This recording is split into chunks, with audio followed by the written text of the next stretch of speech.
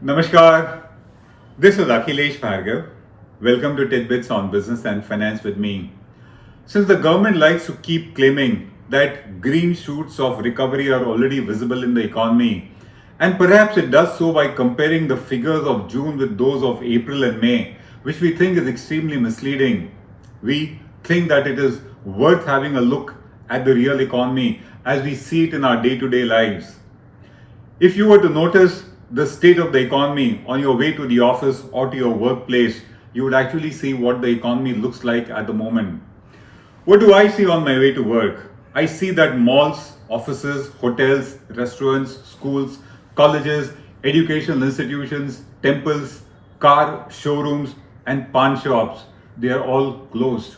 That part of the economy is closed. I also see that the beach is deserted, so are banks, so are office complexes, so are industrial estates, so are government offices, so is an MTNL office on my way to work, so are daily wage labor markets. And one also witnesses that traffic on the roads is thin and there are very few cars and cabs around. That to us reflects the state of the real economy. The ground reality is reflected here, and the ground reality is that the economy has been shrinking, it has been contracting, and it continues to contract since the lockdown continues, the close down continues in some way or the other. And the normalcy in the economy is yet to come by. This state of affairs is actually confirmed by yet another survey of FICCI, which was conducted in June 2020. And the respondents were eminent economists associated with the industrial sector, with banks and financial institutions. What are the highlights of this FICCI survey, which we think represents the state of the real economy? The survey first says that the economy is expected to shrink by 4.5% in FY 2021. In the earlier survey of FICCI in January 2020, they had actually said that in financial year 2021, the Indian economy will grow by 5.5%. And now in a matter of 6 months, it has reversed it to minus 4.5%, which is what we witness on the streets nowadays. In this part of the shrinkage, the industrial sector will shrink by 11.4% and the service sector will shrink by 2.8%, which is what the finding of the survey is. It further says that activity in the FMCG sector and in the consumer durable sector has picked up, but operations are at a very low capacity utilization.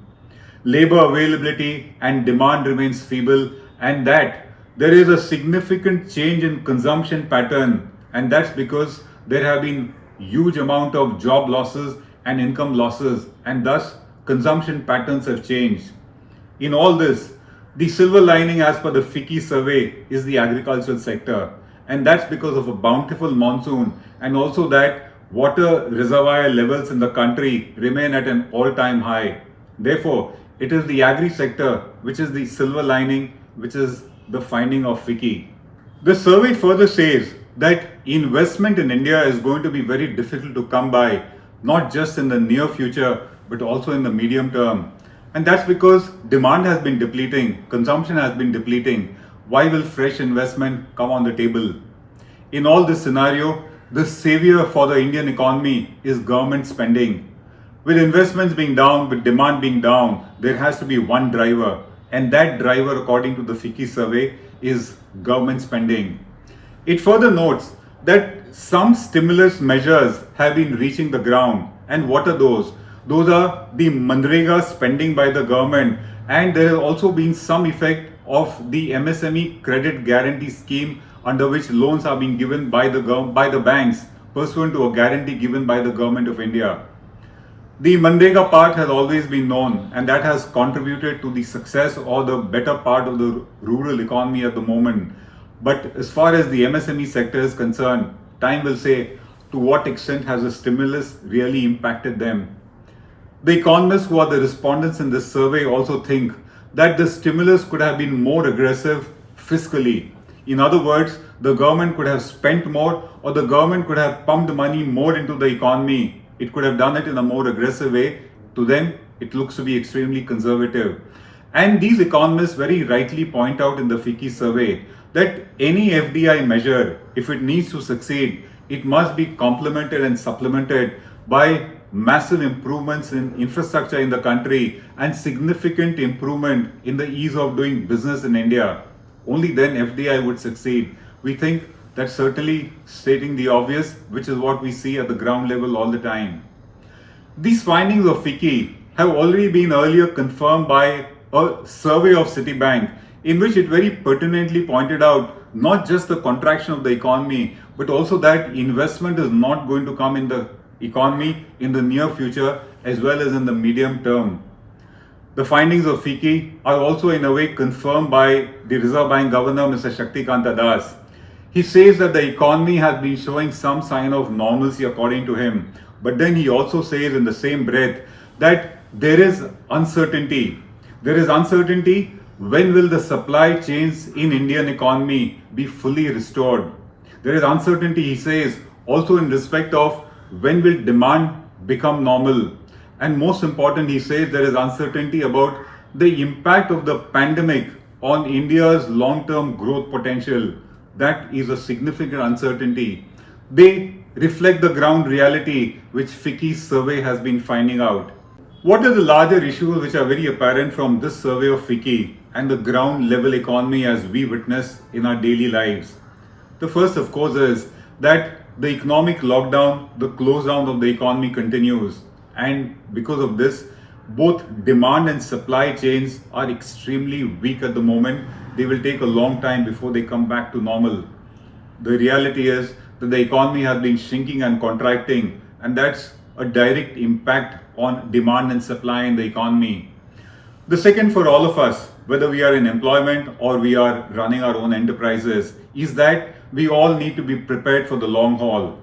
This pandemic is going to take time to go away, and till it doesn't go away, we really still do not know what are going to be its impacts on the economy and how long will they linger. We all need to be prepared for the long haul, and the need of the hour is to conserve your resources, is to conserve cash. It is cash, it is your resources, your funds, which will see you through at this point of time when income is not there and it's only expenses on the table. That gets us to the next larger issue. All of us need to prune our expenses. All of us will need to do that. And the sad part is that one of the effects of pruning of expenses is going to be unemployment in the country going up. But then it is survival at stake. We also hope that post the closure ending and the economy restarting, we will find our businesses to be there. They may be weak, but we hope they do not vanish. They have vanished for many sectors. We hope when we resume our respective businesses, we are not seeing a situation where there is no business after all the tough period and hardship that we have gone through. As part of the survival, we will all need to restructure and renegotiate our loans.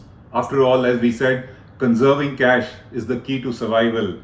And while conserving cash is the key to survival, for the government of India, spending is what is needed to ensure that the economy is propped up, and to that extent, economic activity takes place. As the economists pointed out, the government stimulus could have been more aggressive fiscally, and that has not been there. And we do hope that at some point, the government comes up with a more aggressive spending in order to prop up and reviving a sagging economy. This is Akhilesh Bhargava signing off till we meet again. Namaskar.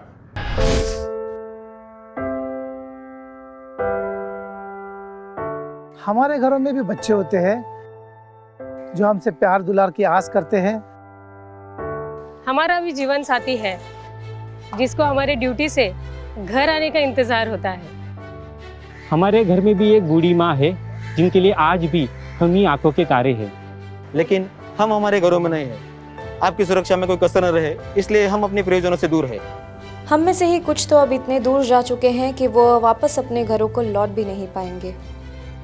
हमें गर्व है कि हमारे कंधों पे मुंबई शहर के नागरिकों की सुरक्षा की जिम्मेदारी है। हमारे जज्बे और बलिदान को व्यर्थ न जाने दे। इस संकट के समय में आप घर पे रहे, सुरक्षित रहे।